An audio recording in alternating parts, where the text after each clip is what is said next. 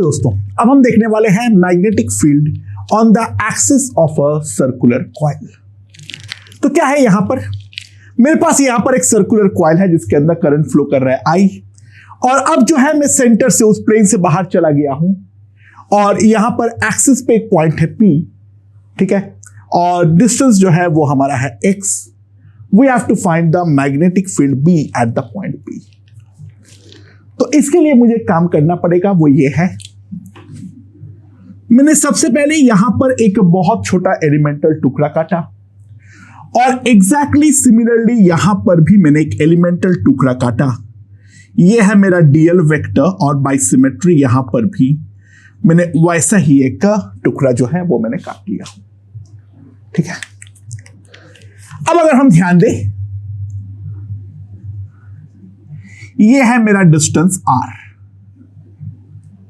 ठीक है, this angle is a theta. जो डीएल वेक्टर है वो मेरा प्लेन के बाहर है, ठीक है, वो जो है वो मेरा प्लेन के बाहर है, इस तरीके से है डीएल वेक्टर। यहां पर आर वेक्टर जो है वो मेरा इस तरीके से है, तो जो मेरा डीबी वेक्टर होगा इसके कारण वो डेफिनेटली हमारा प्लेन के ऊपर ही होने वाला है, ठीक है। तो डायरेक्शन देखने के लिए सिंपल सी बात है, इसके चलते जो मेरा डीबी वेक्टर होगा, अगर हम ध्यान दें तो डीएल क्रॉस आर करने पर हमारा इस तरीके से ऊपर की तरफ आने वाला है, जो हमारा आर वेक्टर के परपेंडिकुलर होगा। तो this is the direction of dB. And similarly अगर हम लोग यहां पर ध्यान दें तो यहां पर भी बाय सिमेट्री एग्जैक्टली वैसा ही टुकड़ा आएगा। ये एंगल जो है वो एंगल है हमारा थीटा, और यहां पर इस आर वेक्टर के परपेंडिकुलर हमारा दूसरा जो हमारा डीबी वेक्टर है वो हमारा इस तरीके से आने वाला है, ठीक है। ये जो है वो हमारा परपेंडिकुलर है, ठीक है। तो डीबी का जो हमारा मैग्नीट्यूड होगा वो कितना हो जाएगा, म्यू नॉट आई बाई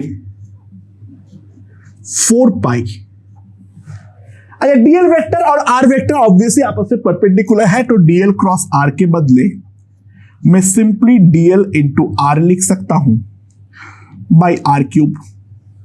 ये हमारे पास आने वाला है, ठीक है। एंड अब जो है यहां पर इस पे अगर मैं लिखूं, this will be mu naught I DL by 4 pi into R square. और ये वाला डीबी को अब मैं दो कंपोनेंट पे रिजॉल्व कर लेता हूं, एक ऐसा और एक ऐसा। बाय द वे ये वाला, इस वाले से हम साफ साफ देख सकते हैं ये वाला कंपोनेंट जो है वो हमारा कैंसिल आउट हो जाएगा। ये 90 है, तो ऑब्वियसली बात है यहां पर जो अगर हम ध्यान दें तो ये वाला एंगल जो है वो हमारा 90 डिग्री है, तो ये वाला एंगल जो आएगा वो 90 माइनस थीटा आएगा, and this angle is also theta. तो जो मेरा डीबी नेट होगा, जो मेरा डीबी नेट होगा, that DB net will be simply equals to DB into sine theta. और साइन थीटा का वैल्यू अगर हम लोग यहां से ध्यान दें, that is nothing but capital R by small R. तो मेरे पास सिंपली जो आ जाएगा that will be mu naught I DL capital R by 4 pi into R cube. और इसका जो डायरेक्शन होगा अगर हम ध्यान दें तो हमारा करंट फ्लो ऐसे कर रहा है, ऊपर की तरफ आना चाहिए था, जो कि हमारा ऊपर की तरफ आया भी है। ये सारे डीबी हमारा इसी तरफ होने वाला है, और जो मेरा नेट बी होगा that will be mu naught I R by 4 pi R cube into integral DL. Now integral DL is nothing but the total length of this, and total length of this is nothing but 2 pi R. तो I can write mu naught I R into 2 pi R by 4 pi into R cube. मेरे पास net magnetic field B जो आ गया है वो हमारे पास आ गया है mu naught I R square divided by 2 into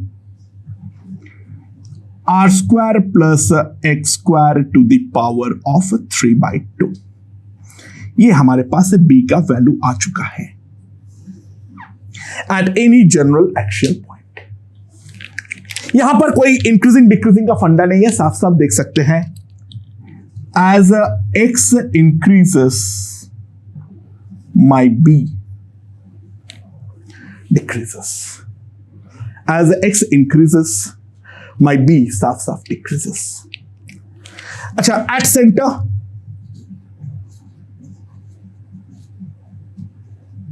x equals to 0, तो b की जो वैल्यू आ जाएगी वो सिंपली आ जाएगा mu naught I by 2r as expected. और दूसरा और एक केस भी हम देखेंगे, ये इसका इंपॉर्टेंस हमें बाद में समझ में आएगा। For large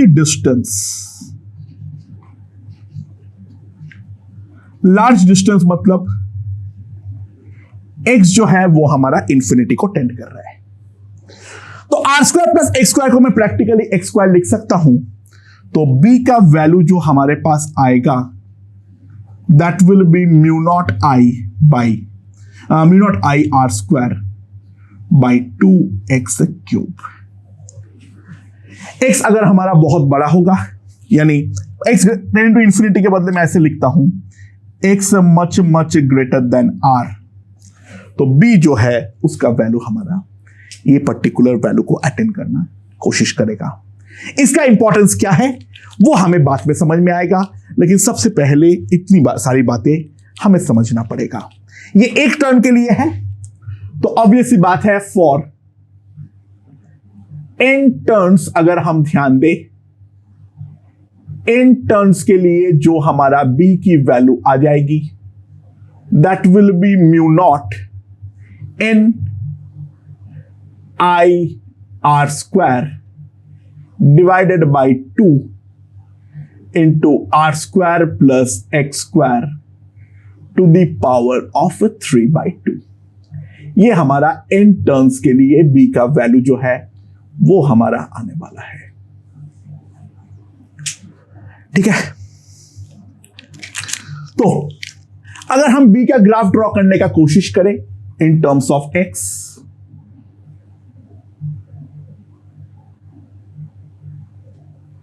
mod of b, और ये हमारा x है। ऑब्वियस बात है प्लस x और माइनस x में सिमेट्री है, केवल और केवल डायरेक्शन जो है वो हमारा चेंज होगा, तो मैक्सिमम वैल्यू यहां पर आएगी and after that it will steadily decrease to 0।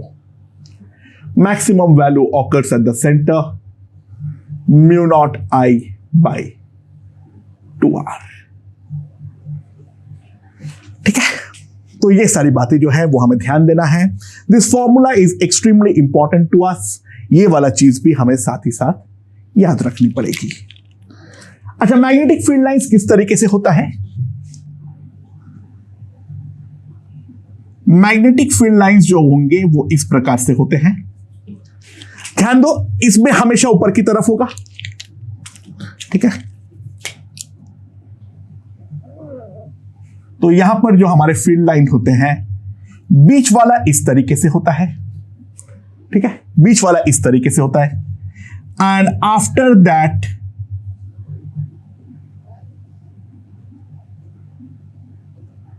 ये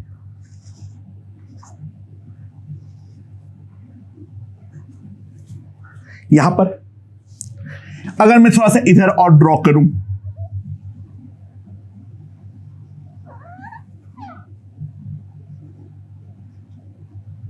ये सारे के सारे बेसिकली अंदर से क्लोज्ड है।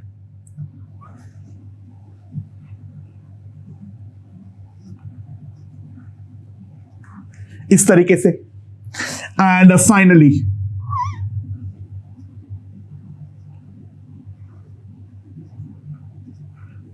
सिमिलरली इधर भी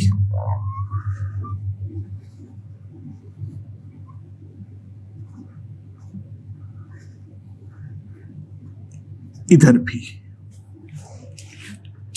तो यहां पर एक इंपॉर्टेंट बात यह है, जो magnetic field lines always form a closed loop. Unlike the electrostatic field, यहां पर मैग्नेटिक फील्ड जो होता है वो हमेशा हमारा एक क्लोज लूप बनाता है। इस कारण पे मैग्नेटिक फील्ड जो होती है वो जनरली हमारा एक नॉन कंजर्वेटिव फील्ड होती है। और यहां से मैं और एक चीज भी बोल सकता हूं, जो magnitude of flux outside the loop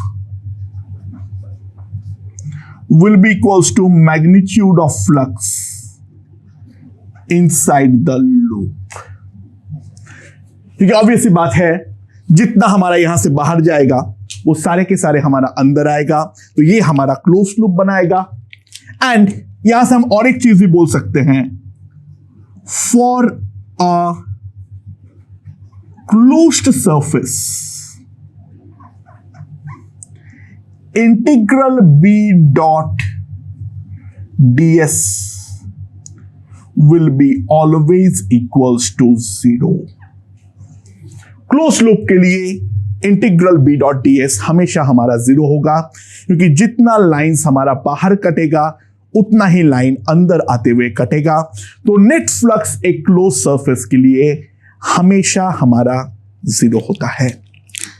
यानी बेसिकली क्या है, हमारा इंटीग्रल E डॉट dl वो हमारा 0 है, integral E dot ds non zero है, Q बाई एप्सिलॉन नॉट।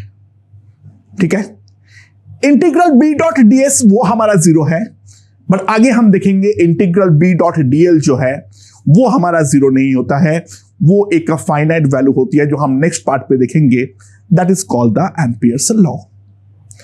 तो यहां पर सबसे पहले एक सिंगल लूप के लिए जो मैग्नेटिक फील्ड है उसके बारे में हमने पूरा चर्चाएं जो है वो हम कर चुके हैं। ठीक है, अब हम लोग यहां पर देखेंगे हेल्महोल्ट्ज कॉइल। ठीक है ना, हेल्महोल्ट्ज कॉइल क्या होता है, हम दो कॉइल लेते हैं और उन दोनों में करंट जो है वो हमारा सेम डायरेक्शन में फ्लो करता है। जो हमारा करंट है वो हमारा सेम डायरेक्शन में फ्लो कर रहा है, समथिंग लाइक दिस। ये I है, ये भी I है। नाउ इन दोनों का रेडियस जो है वो मान लो है हमारा R, और इन दोनों के बीच का जो सेपरेशन है वो भी हमारा R है। तो ये जो सिस्टम होता है उसको हम लोग हेल्महोल्ट्ज कॉइल के नाम से जानते हैं। सबसे पहले ब्लाइंडली यहां पर पॉइंट P है जो कि दोनों से हमारा R/2 की दूरी पे है। Find B at a point P। Point P पर जो मैग्नेटिक फील्ड है उसका वैल्यू हम लोग निकालने का ट्राई करते हैं। ओके दोस्तों, इस हेल्महोल्ट्ज कॉइल का लिए अच्छा मैंने अभी ध्यान दिया, जो मैंने इस तरह स्पेलिंग गलत दिखाऊं, हेल्महोल्ट्ज है वो। ठीक है, हाँ। तो क्या है इसमें R/2 पे हम मैग्नेटिक फील्ड जो है वो निकालने का एक बार ट्राई करके देखते हैं। Let's see. अच्छा, ये वाले लूप के चलते करंट हमारा जो है वो इस तरीके से फ्लो कर रहा है, तो मैग्नेटिक फील्ड जो है अगर हम ध्यान दें तो इस तरीके से होगा, और यहां पर भी ऐसे हो रहा है। तो मैग्नेटिक फील्ड जो है वो दोनों हमारा एक दूसरे को सपोर्ट करने वाला है। मैग्नेटिक फील्ड जो है वो दोनों एक दूसरे को सपोर्ट करने वाला है। ठीक है, अच्छा यहां से दूरी है r/2। अच्छा बाय द वे इसके अंदर का जो हमारा b है, यहां से अगर मैं कोई भी जनरल डिस्टेंस x पर लिखता हूं तो b मेरे पास कितना आ जाएगा बोलो? कोई भी जनरल डिस्टेंस पे अगर मैं लिखता हूं यहां से x की दूरी पे μ0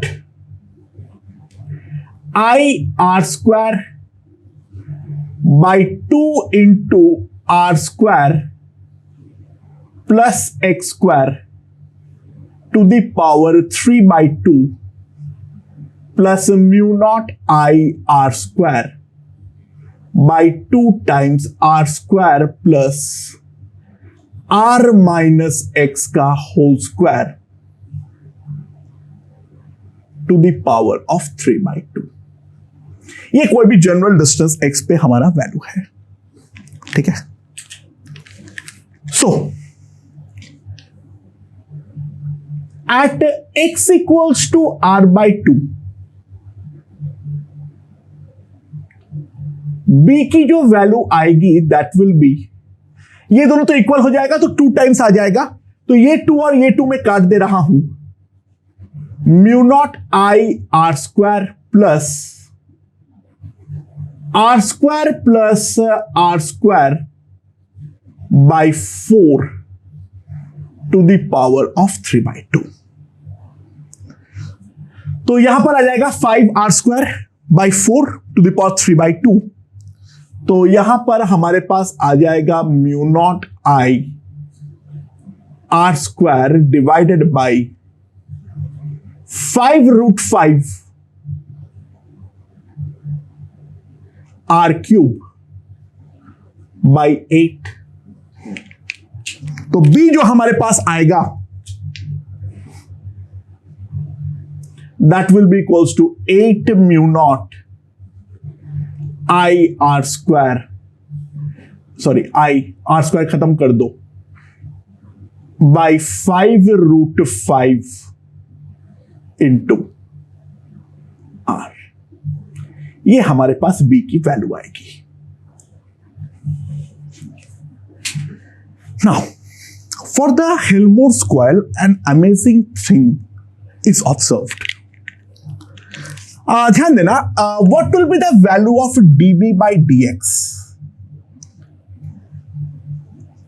dB by dx कितना आएगा वो एक बार कंप्यूट करते हैं। तो dB by dx जो आएगा that will B μ0 I/r² by 2। ये हमारे पास आ गया है, और यहां पर अगर मैं देखूं तो दिस टू द पावर -3/2 है, तो जब डिफरेंशिएट करूंगा -3/2 बाहर, नीचे आ जाएगा r² plus x² to the power of 3/2, sorry 5/2, और फिर अंदर का डिफरेंशिएशन इंटू 2x। फिर इसको जब डिफरेंशिएट करूंगा तो आ जाएगा -3/2 r² plus r minus x का whole square to the power 5/2, 2 times r minus x, फिर अंदर का डिफरेंशिएशन में प्लस आ जाएगा। तो इफ वी अंडरस्टैंड, तो dB by dx at x equals to r/2 जो आता है वो हमारा 0 आता है। मैं निकाल नहीं रहा हूं क्योंकि बहुत लंबा कैलकुलेशन है। अगर तुम ढंग से देखोगे तो d³ by dx², sorry d²b by dx² and d³ by dx³, x equals to r/2, ये भी हमारा 0 होता है। यानी अगर हम ध्यान दें, जो हमारा मैग्नेटिक फील्ड होता है उसका वेरिएशन बहुत ही ज्यादा कम होता है within the small region, यानी B almost remains constant at mu naught I, 8 mu naught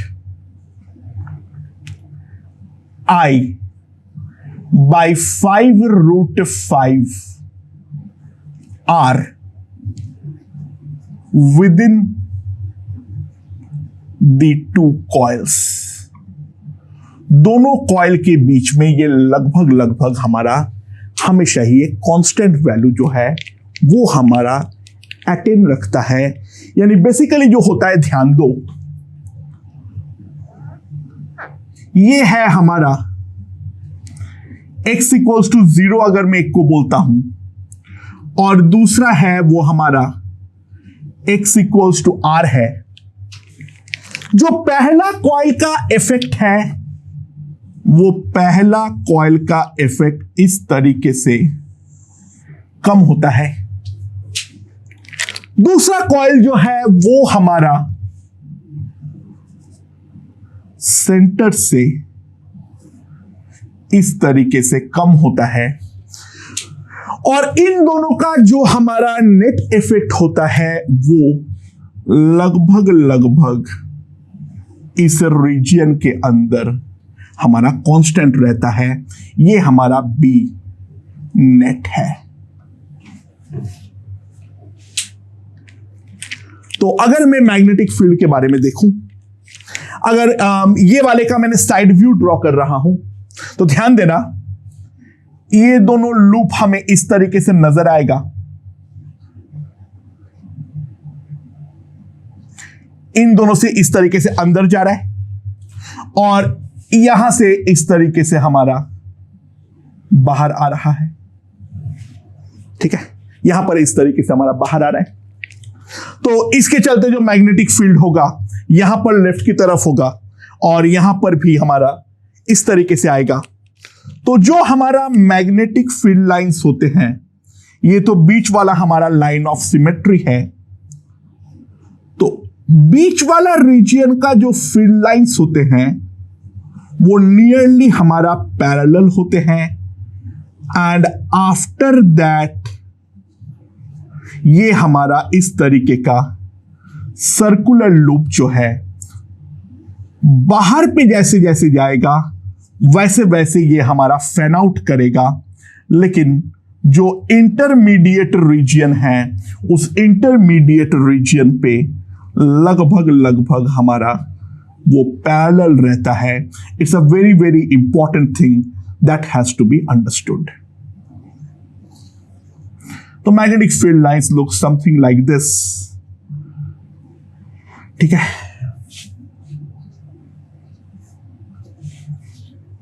there is a magnetic field lines drawing. Again ये तो हमेशा ही हमारा क्लोज लूप बनाएगा, एंड ये हमारा हेल्महोल्ट्ज कॉइल का बेसिक अंडरस्टैंडिंग है। इट इज रिकमेंडेड, जो अगर हम ये वाला वैल्यू को याद रखेंगे तो हमारे लिए अच्छा होने वाला है। ओके दोस्तों, तो इसके रिगार्डिंग जल्दी से कुछ क्वेश्चन देखते हैं। पहला क्या है, a thin conducting wire in the shape of figure 8 is situated in two planes making 120 degree with each other. Current in the loop is equals to I and the radius is equals to A. Then find the B at the point of intersection of two axes of the loop. तो ये वाला figure को मैं ढंग से draw करता हूं, ध्यान दो। तो 8 का जो दो हिस्सा है, एक हिस्सा तो मान लो ये बोर्ड के प्लेन में ही है, और दूसरा हिस्सा जो है वो इस तरीके के 120 डिग्री का एंगल बनाता हुआ प्लेन पर है। तो दिस इज माई 8। यहां पर पहला जो है ये पहला सर्कुलर लूप है, और यहां पर जो है ये हमारा दूसरा इस तरीके का सर्कुलर लूप होने वाला है। ठीक है, अब इन दोनों का एक्सिस, ये जो एंगल है वो एंगल हमारा 120 डिग्रीज है, दैट आई नो। यहां पर जो हमारा करंट फ्लो कर रहा है वो है हमारा आई, ठीक है।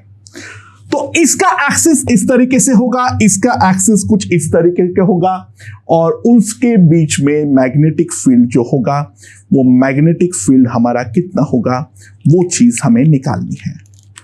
अच्छा, अगर मैं एक्सिस का पॉइंट ऑफ व्यू लूं तो ध्यान देना, इसका एक्सिस यहां से आर दूरी पर होगा और इसका एक्सिस भी यहां से इस तरीके से आर दूरी पे होगा। उसको मैं थोड़ा सा बाहर कर लेता हूं, तो ध्यान देना ये दो आर है, इनके बीच में एंगल जो है वो है मेरा 120 डिग्री, एंड फिर इससे परपेंडिकुलर ऐसा ड्रॉ होगा और इससे परपेंडिकुलर ऐसा ड्रॉ होगा।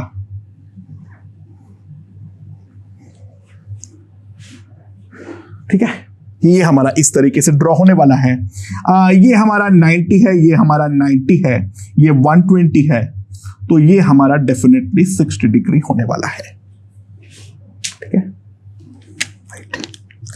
अच्छा, ये पॉइंट ऑफ इंटरसेक्शन जो है यहां से कितने दूरी पर है उस बात को रियलाइज करने के लिए यहां पर से सिमेट्री है, ऑब्वियस सी बात है। ये हमारा 60 डिग्री है, दिस इज माय आर, ठीक है। तो यहां पर अगर ये हमारा 60 है, ये हमारा 30 है, ठीक है, तो यहां पे दूरी को अगर मैं x बोलता हूं, so we have to realise जो व्हाट ये वाला डिस्टेंस हमारा r है, ये हमारा 60 है, तो tan 60 will be x by r, यानी x जो हमारे पास आएगा that will be simply √3r।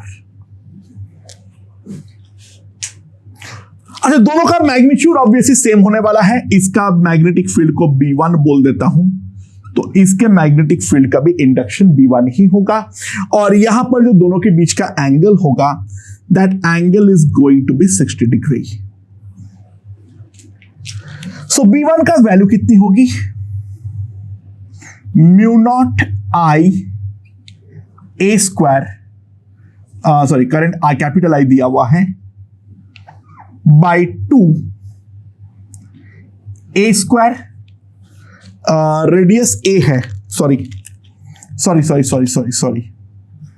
ये रेडियस a है, यहां पर a है, यहां पर a है, सो दिस इज √3a, ठीक है ना। तो a square plus 3a square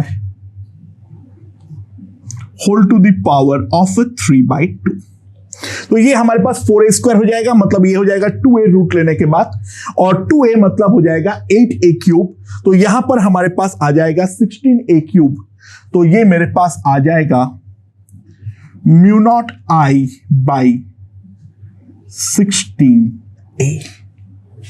ये हमारे पास आ जाएगा B1 का वैल्यू, और दो इक्वल वेक्टर्स आपस में 60 डिग्री पे इंक्लाइंड है, तो B नेट जो हमारे पास आ जाएगा that will be simply √3B1, that will B √3 μ0 I by 16a। ये हमारा नेट मैग्नेटिक फील्ड इंडक्शन होगा eight the point of intersection of the axis of to loops, right. Okay दोस्तों, तो ये वाला चीज देखते हैं, यहां पर क्या है। यहां पर YZ प्लेन पे एक सेमी सर्कुलर वायर है of length of radius a, और उस पर करंट जो फ्लो कर रहा है वो कर रहा है हमारा I। अब यहां पर x एक्सिस पर एक पॉइंट है P, जो यहां पर इससे हमारा x दूरी पर अगर है, तो सवाल यहां पर यह है जो टोटल मैग्नेटिक इंडक्शन वेक्टर जो होगा B वेक्टर, वो P पॉइंट पर कितना होने वाला है। अच्छा, ऑब्वियस सी बात है, यहां पर अगर हम गौर से ध्यान दें तो यहां पर हमारा दो कंपोनेंट रहने वाला है, एक तो हमारा एज यूजुअल अगर हम मोड़े तो ये पॉजिटिव एक्स की तरफ आ रहा है, तो आई कैप के अलोंग एक वेक्टर तो डेफिनेटली रहेगा ही रहेगा, और उसका वैल्यू इनफैक्ट हम डायरेक्टली लिख सकते हैं अगर हम थोड़ा सा दिमाग लगाएं। तो यहां पर हमारा आई कैप के अलोंग एक वेक्टर तो हमारा रहेगा ही रहेगा, और इसके अलावा जो हमारा जे कैप है उसके अलोंग भी एक वेक्टर रहने वाला है। के अलोंग इसलिए नहीं रहेगा क्योंकि जेड एक्सिस के अबाउट जो है हमारा सिमेट्री है, तो डेफिनेटली आई कैप और जे कैप के अलोंग ही हमारा नेट वेक्टर्स जो है वो हमारा रहने वाला है। चलो लेट्स सी। तो यहां पर अगर मैं कोई भी एक जनरल टुकड़ा काटता हूं और इसको मैं बोलता हूं डीएल वेक्टर, तो यहां पर मेरे पास जो आएगा this is my small R. तो स्मॉल आर जो होगा, स्मॉल आर जो होगा वो स्मॉल आर कितना होने वाला है मेरे पास, that will be under root. Try to realise this is X, this is A, they are always perpendicular to each other. A और एक्स तो हमेशा आपस में परपेंडिकुलर होगा, ठीक है, क्योंकि ए जो वेक्टर है वो तो हमारा वाईजेड प्लेन पे घूम रहा है, एक्स हमारा एक्स एक्सिस के अलोंग है, तो आर की जो वैल्यू है that will B A square plus X square का अंडर रूट, ठीक है। नाउ अब जो है हम अब अगर ध्यान दें डीएल वेक्टर और आर वेक्टर में कितना एंगल बनेगा, डीएल वेक्टर और आर वेक्टर में कितना एंगल बनेगा।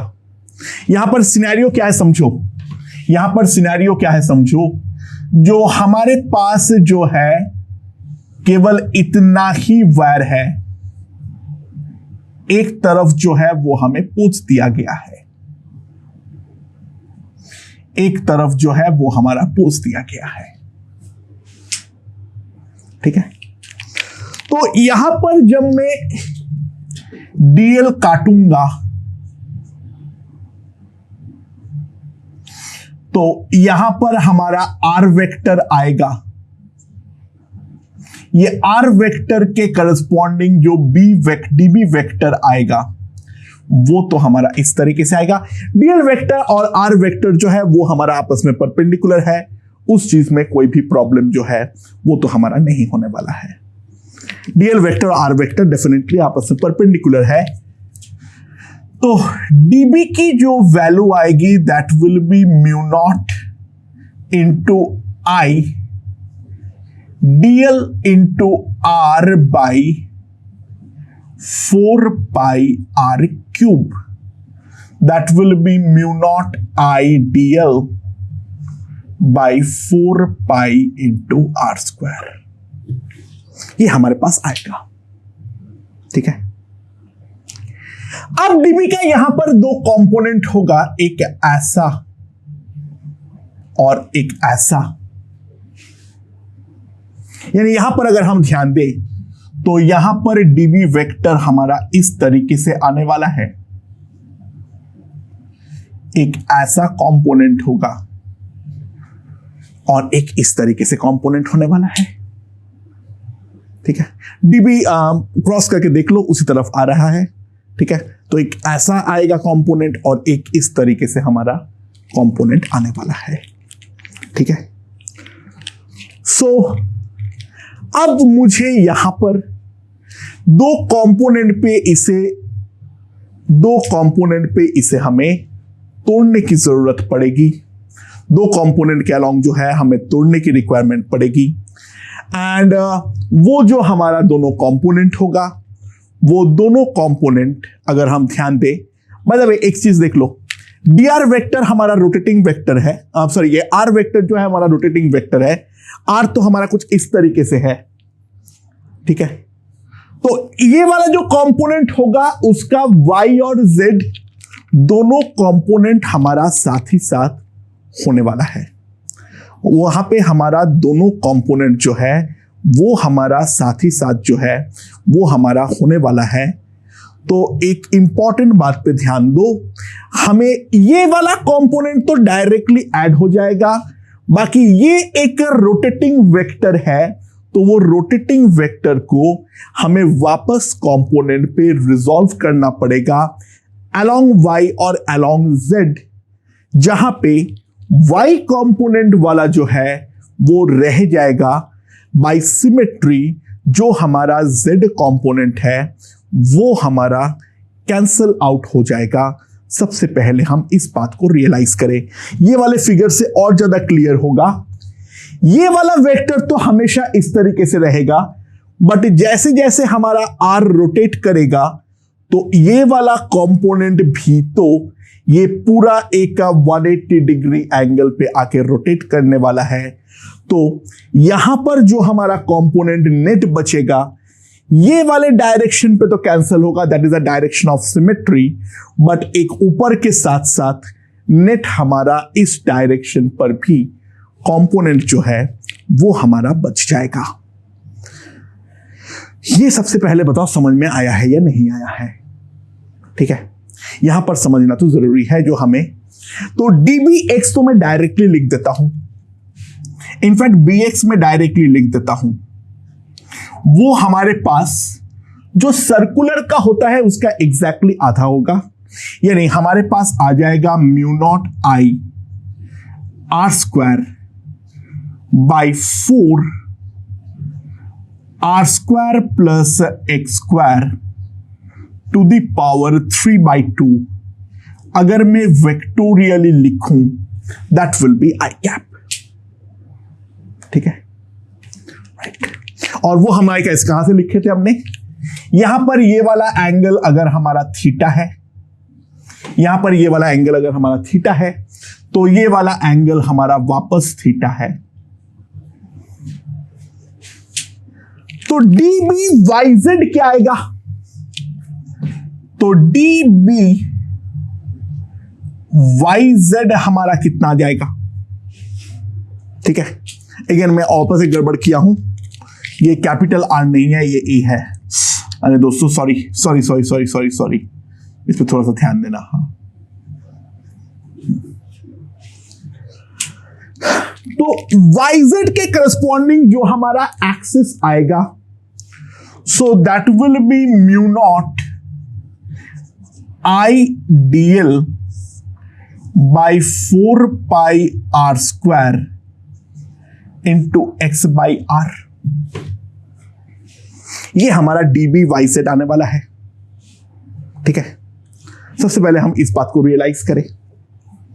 ठीक है, और यहां पर जो हमारा वेक्टर होगा वो वेक्टर का y के अलोंग कंपोनेंट जो है वो हमें देखना पड़ेगा। तो अगर मान लो dl टुकड़े को मैं यहां पर कोई एक ये वाले लाइन से मैं कुछ फाई पर काटता हूं, ये वाले लाइन पर मैं कुछ फाई पर काटता हूं, तो जो मेरा dby होगा, जो मेरा dby होगा that will be dbyz into sine phi. Try to realise that thing. ठीक है, साइन या कॉस है वो देखने का सबसे आसान तरीका ये है, जो यहां पर हमारा, यहां पर जो भी हमारा यहां पर जहां पे फाई हमारा 90 है, sorry sorry sorry sorry sorry phi मैंने ऐसे लिया हूं कॉस फाई, यहां पर फाई हमारा 90 है, वहां पर y के अलोंग हमारा कोई कंपोनेंट नहीं आ रहा है, तो डेफिनेटली हमारा कॉस फाई होने वाला है। सो नेट जो हमारा by होगा that will be mu naught I X by 4 pi R cube integral dl, in fact double integration cos phi D phi into DL, ठीक है, ये हमारा आने वाला है। ओके, या फिर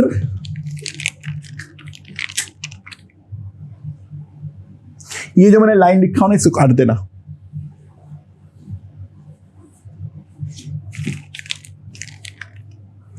सो दोस्तों, डीएल को मैं क्या लिख सकता हूं, 8d5।